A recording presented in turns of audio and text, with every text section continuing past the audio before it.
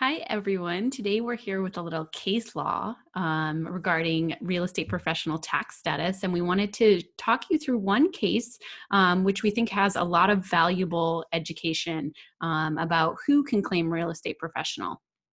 Yeah, so we get this question all the time about real estate professional status and whether you can claim real estate professional status if you're full time. And I think the overall, I think the overall consensus on it is that it's difficult, right, to do. I mean, you're going to really have to make a strong case in order to be able to claim real estate professional status with a full time job, but this case here is an example of somebody who was able to claim real estate professional status with a full-time job. So we wanted to highlight it.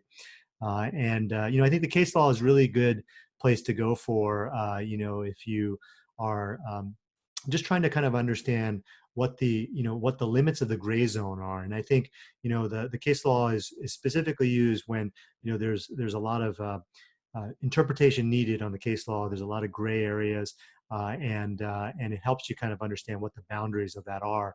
And I think this case kind of illustrates that very well.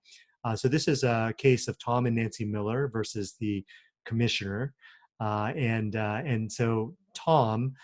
He worked as a commercial boat pilot, and interestingly, he worked a 7 day on and 7 day off schedule, like a lot of hospitalists might do. So I thought that was pretty interesting. Yeah, I mean, keep in mind, we have hospitalist friends who are claiming real estate professional. They work as like nocturnists. They only work 10 days a month, right? So you can see if you own enough properties and you only work 10 days a month, if you have enough work on your properties, you'd be able to meet criteria just like this man. Yeah, and then look, he worked 7 days on, 7 days off, which is, it depends on how many hours he was working during those 7 days on. But he only actually owned six rental properties in 2005, and he owned seven in 2006.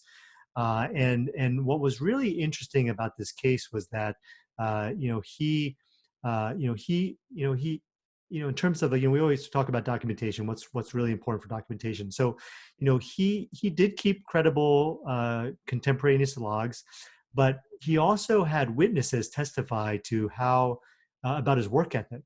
And I thought that was really interesting because it was not just the logs. When you actually get down to going to court about a case, you can actually get witnesses to testify on your behalf and say, hey, this is somebody that works really hard, and it's not just the logs. They backed it up with also people testifying that he's a hard worker. Right. And then he also did a number of significant construction projects, both overseeing them as a landlord and then also acting as a contractor. And that also harkens back to some of our students from our course who are doing projects in part to get those real estate professional hours. Yeah, and we get this question where people say, well, how can I increase my hours? Well, this is a really great way to increase your hours, is to take on some renovation projects. Try to improve the net operating income of your property by tapping into some hidden value. So like maybe you convert that basement into a unit, or maybe make it into a storage unit, right? There are a lot of things you can do with properties and to generate additional income. And so by taking on those projects, it adds to your hours. And so a couple other points that I thought was pretty interesting. One was he also spent a lot of time researching properties, and we get this question too, like, does researching properties count towards hours? And in this case, it showed that it does. Yep. Okay, well, that hopefully answers your question. Is it possible to claim real estate professional with a full-time job?